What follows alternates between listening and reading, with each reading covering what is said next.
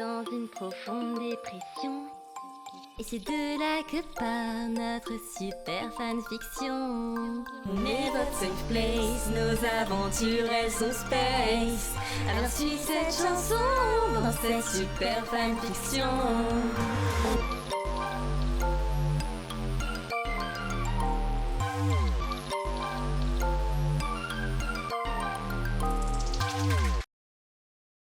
Je me réveillais difficilement. Ma nuit avait été mauvaise. Qui aurait pu prévoir ça alors que je me trouvais dans des draps en soie ? C'était probablement les symboles sataniques de l'autre taré qui m'avaient perturbée. Ou juste toute cette situation. Je soupirais, m'étirant avant de me préparer pour aller en cours. Allez, avec un peu de chance, cette journée sera moins pire que la précédente. J'arrivais à la cuisine où Yuki s'affairait déjà. Je ne pensais pas qu'elle se réveillerait si tôt. Elle me sourit. Ah Eiko, comment tu vas ? Mal. Et t'as bien dormi ? Non, c'était horrible. En plus, ta copine la croque-mort a ramené son mec hier. C'était immonde. Ils se sont lavés les dents l'un de l'autre. T'as pas un peu de javel pour que je me frotte les yeux ? Oh, tu veux dire qu'elle était avec Nathaniel ? C'est génial qu'ils se sont embrassés, faudra que j'en discute avec elle. T'as écouté ce que je viens de dire ? Je suis traumatisée. Ceci dit, Castiel m'a dit quelque chose hier et...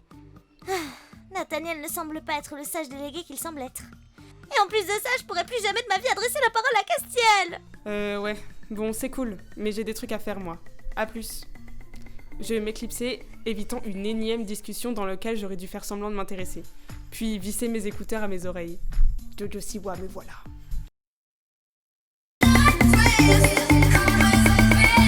J'avais passé toute la nuit à pleurer et m'étais levée avec tout mon maquillage noir qui avait coulé de mes yeux.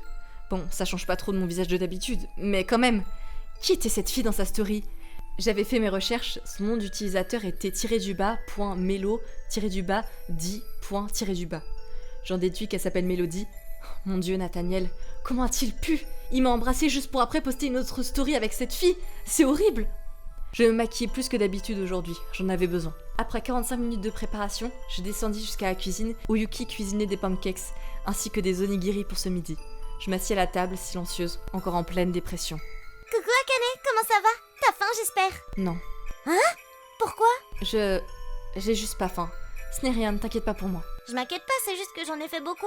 Bon, puisque tu insistes pour savoir, c'est Nathaniel qui m'a mise dans cet état. Nathaniel ? Oh, c'est vrai que j'ai appris des choses sur lui hier, et... Dans quel état il t'a mise du coup ? Je me rapprochai de Yuki, attrapant un pancake parce que je commençais à me sentir anémique, et repris d'une voix cassée. Je ne mange absolument rien depuis hier soir. Je crois qu'il me rend anorexique. Il a joué avec moi. Il est venu m'embrasser et juste après il a posté une photo de lui et de cette fille. Quelle fille ? Je dégainai mon portable, désormais furieuse, le plantant face au visage de Yuki. Tout est là, regarde, c'est affreux. Yuki s'approcha, penchant la tête sur le côté. Tu vois ? Eh ben, il a reposté une photo du groupe des délégués de l'école. Mais il est à côté d'une fille. Regarde comme elle lui tient le bras. Mais ils sont 4 sur la photo. Et elle a juste posé sa main sur son épaule. C'est déjà trop comme contact physique. Il s'en fiche de moi. J'aime pas m'avancer en général, mais avec ce que Castiel m'a dit hier... Il t'a dit quoi ? Que Nathaniel avait essayé de lui piquer son ex. Il y a longtemps. Je le savais. Il va me tromper si je sors avec lui. Enfin, après, Castiel le déteste. Tu devrais peut-être en parler avec Nathaniel, non ? Tu as raison. Je vais voir ce que je peux faire alors. Je me redressai vivement, attrapant au passage quelques pancakes pour la route, me retournant vers Yuki. C'est juste pour...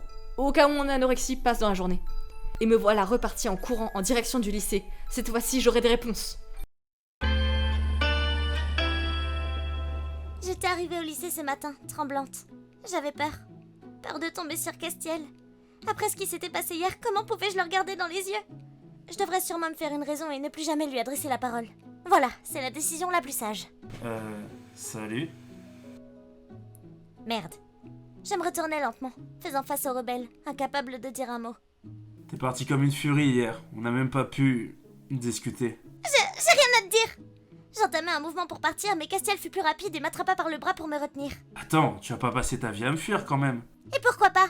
Sachant qu'on est dans la même classe, le même lycée, et maintenant le même groupe de musique, ça risque d'être relativement compliqué comme plan. Quoi ?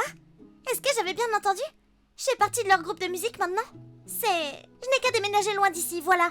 Bien sûr, c'est tellement plus simple que d'avoir une discussion entre adultes. Tu comprends pas, c'est compliqué. Et pourquoi ça a pas l'air de t'affecter d'abord ? Je t'ai mis un vent hier. Parce que je sais qu'au fond tu rêves d'être avec moi, faut juste que ton petit cerveau arrive à le comprendre. N'importe quoi ! Je le fis lâcher ma main rouge comme une pivoine. Comment pouvait-il être aussi sûr de lui? Pourquoi t'es aussi rouge alors? Je suis pas rouge, laisse-moi tranquille! Je m'enfuis en courant. C'est tellement compliqué comme situation. Il comprend rien à ce que j'ai sur le cœur. Il faut que je m'isole. Je toque à la porte du bureau des délégués. Il faut que je parle à Nathaniel maintenant, sinon je survivrai pas. J'entends une voix féminine me dire d'entrer et j'ouvre la porte. Une fille avec de longs cheveux bruns est assise au bureau, en train de travailler sur son ordinateur. C'est elle, c'est Mélodie, la pétasse qui était sur la photo. Coucou, je peux t'aider? La vache, elle est belle. Mais si Nathaniel s'intéresse à moi, il y a aucune chance pour qu'il s'intéresse à une normie comme elle. Je cherche Nathaniel. Je ne l'ai pas vu ce matin. Nat. Mais qui elle est celle-là? Alors que je m'apprêtais à la trucider, quelqu'un rentre dans la pièce. Nathaniel! Salut, mais Akane? Qu'est-ce que tu fais ici? Je voulais te voir pour... Merde, j'avais même pas réfléchi à une raison, autre que comment oses-tu adresser la parole à une autre femme? Tes clés, tu les as oubliées chez moi hier. Nathaniel me regarde d'un air circonspect. Non. Mes clés sont dans ma poche. Merde. Mince. J'en ai retrouvé à la villa hier et je pensais que c'était les tiennes, que tu les avais perdues quand tu étais venu chez moi hier. Tu sais, dans la fougue du moment, pendant que t'étais en train de... Désolé, mais non. Demande à Aiko. Qu'est-ce qui lui arrive? Pourquoi il est aussi froid? Désolé de te chasser, Akane, mais on doit parler avec Mélodie. Et est-ce qu'on déjeune ensemble? Moi et Mélodie, on... Ça va, j'ai compris. Je sors de la pièce sans même le saluer. Qu'est-ce qui lui prend? Pourquoi il agit comme ça? Et devant elle en plus! Hier il vient chez moi pour m'embrasser et aujourd'hui il passe la journée avec elle? Et pourquoi rester si secret? Il a honte de moi? En temps normal j'aurais envie de me tuer, mais y'a court, pas le time. Ce matin, tout avait été relativement calme. En tout cas, depuis les 2 heures que j'étais ici. Personne n'était venu me déranger jusque-là. Je n'avais croisé ni ma cousine, ni la croque-mort, ni cette idiote de Priya. Le rêve. Je m'approchais de la machine à café pour prendre un café noisette et payer. Voilà comment continuer cette journée sur une note positive. Alors que je pensais que tout irait pour le mieux, une chevelure blonde débarqua. Je l'ignorais, passant à côté d'elle, mais elle m'agrippa le bras.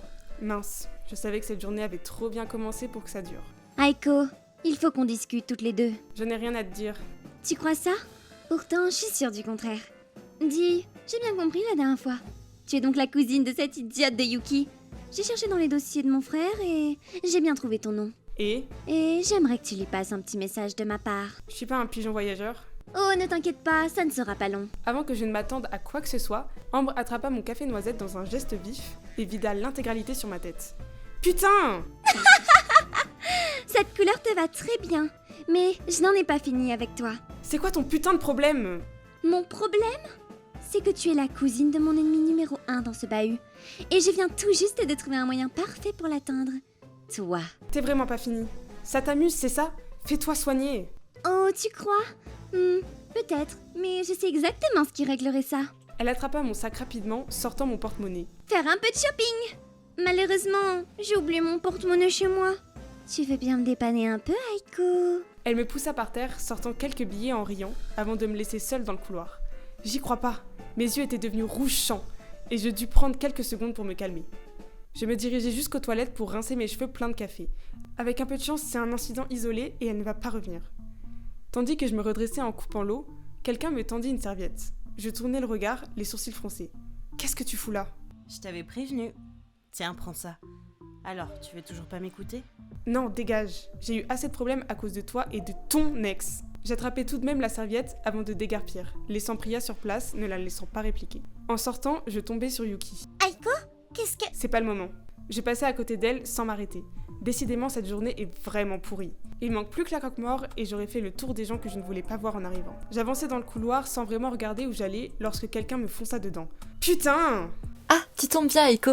Je crois que j'ai laissé quelque chose dans ta chambre. Une petite poupée en chiffon, ça te dit quelque chose? Non, et même si ça me disait quelque chose, tu vois, Akane, je m'en fous. J'ai foutu la plupart de tes gris-gris dans mon placard. Oh, t'as bien fait. Je crois que certains objets que je t'ai donnés étaient hantés. Super. Je passais à côté d'elle aussi. C'est définitivement ma pire journée ici. Il faut que je trouve un endroit pour m'isoler avant le prochain cours pour réfléchir à tout ça. Ou juste me noyer dans la musique. Justin Bieber, quel homme. Je souriais sadiquement dans mon casier. Tout est prêt. Enfin, presque. Je me retourne et aperçois Mélodie ranger son casier, les cheveux en bataille. Je l'approche et lui tends ma brosse. Tiens, visiblement tu en as besoin. Ah, oui, merci. Elle brosse ses longs cheveux pendant quelques secondes avant de me la rendre. Et voilà, maintenant j'ai un de ses cheveux. Je retourne à mon casier et attrape la petite poupée de chiffon que je suis repassée chercher chez moi à l'interclasse. Une poupée vaudou. On va voir avec qui Nathaniel préfère passer la journée après ça, Mélodie. Je ferme mon casier et me dirige vers le réfectoire, mais... Aïe! Hey, fais gaffe où tu marches. Oh, désolé. Est-ce que tu sais où est Yuki? Non, et je m'en fous. Oula, bizarre. Ils se sont disputés? Y a un problème? Non, mais dis à ta pote d'arrêter de se comporter comme une gamine quand elle a un problème avec quelqu'un. Il part, visiblement très en colère. La journée avait continué, toujours de manière détestable. De toute façon, vu ce qui s'est passé ce matin, je pense que rien n'aurait pu me rendre le sourire. Nous avions cours de sport maintenant, et cet idiot de Boris avait convenu de nous faire faire de la natation. Tout ce que je déteste. Je restais au bord de l'eau sans calculer personne.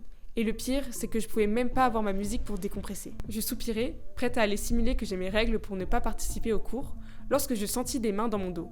C'était Ambre. Elle venait de me pousser à la flotte, décrochant le haut de mon maillot par la même occasion. Je me noyais à moitié, remontant à la surface, et m'accrochant au bord de la piscine en toussant. C'est pas vrai, quel pain beige. Je relevai les yeux, passant ma main sur mon visage pour écarter mes mèches. C'était Priya. Encore elle. Elle avait amené une serviette pour me couvrir. Pourquoi tu fais ça? Priya me lança un sourire amical en m'aidant à me relever et m'entourant de la serviette. Eh bien, je vois que t'avais besoin d'aide, alors je suis là pour t'aider. Je ne répondis rien, les joues légèrement rouges. C'est pas vrai, pourquoi elle se sent obligée d'être aussi sympa avec moi? Je sens que mes yeux commençaient à changer de couleur et panique. C'est bon, tout va bien. Tu peux retourner avec les autres. Je pense que tu devrais rester près de moi. Ambre n'osera pas t'attaquer si je suis là. Je soupirai, n'ayant visiblement pas le choix, et suivis Priya jusqu'au groupe. Ambre me lança un regard mauvais que je décidai d'ignorer et reprit le cours. Priya avait raison, c'est vrai qu'à ses côtés, la peste me laissait tranquille. Mais je ne veux pas être obligée de traîner à ses côtés jusqu'à la fin de l'année juste pour être tranquille. J'avais réussi à éviter Castiel pendant le reste de la journée. Et je détestais ça. Ça me faisait étrangement mal au cœur de ne plus le voir. Mais je ne voulais pas le confronter, c'était beaucoup trop précipité. Tandis que je marchais dans les couloirs perdue dans mes pensées, je fonçais dans quelqu'un que je n'avais pas vu. Aïe! Oups, excuse-moi. Je relevai le regard, observant la jeune fille qui m'avait foncé dedans. Elle avait de longs cheveux bruns nattés et un corset bleu. Je ne crois pas l'avoir déjà vue ici. Désolée, je regardais pas où j'allais. Ce n'est rien. Au fait, tu peux peut-être m'aider? Je cherche un certain Castiel. Mon cœur s'arrêtait de battre. Qui est cette fille? Et pourquoi est-ce qu'elle cherche Castiel? Et qui es-tu? La jeune fille plissa légèrement son regard, continuant de me sourire, et reprit d'une voix douce. Oh, pardon. Je ne me suis pas présentée. Je suis Debra, une ancienne élève. Debra? C'est ça. Du coup, tu l'as vue? Non, je n'avais pas menti. Je n'avais pas vu Castiel depuis ce matin. Mais j'étais contente de savoir que cette fille ne le verrait pas non plus. Est-ce que je serais jalouse? Bon, eh bien, dans ce cas, je vais le chercher de mon côté. À la prochaine, Yuki. Debra s'en alla en sautillant, sans me donner plus d'attention que ça. Attends, comment elle connaît mon nom? Voilà, la fin des cours avait enfin retenti. Je n'avais qu'une hâte, rentrer chez moi. C'était un enfer total cette journée, et je ne parle même pas du moment où, après le cours de sport, Ambre m'a enfermée dans un casier, que Priya était venue ouvrir. Décidément trop bizarre cette situation. Il faut que je me casse d'ici. Je m'apprêtais à visser mes écouteurs dans mes oreilles en passant la grille, lorsque quelqu'un appela mon nom. Anareko, ça va Pouki? Je me retournai, restant figée sur place. La dernière fois que j'avais entendu ça, c'était au Japon. C'était... Shinji Piko? Qu'est-ce que tu fous là? Je faisais face au garçon aux cheveux couleur arc-en-ciel. Je m'ennuyais trop tout seul au Japon, alors j'ai décidé de te rejoindre. Ça te dérange pas trop, j'espère. Je restais stupéfaite. Alors ça pour une surprise? Mon meilleur ami du Japon qui ramène son boule à Maurice? Je le regardais désormais, les yeux pleins d'entrain, rouge vif. Tu viens vraiment du Japon? Alors t'as pu ramener quelque chose avec toi? Mon lit? Des moulures? Quoi que ce soit? Non.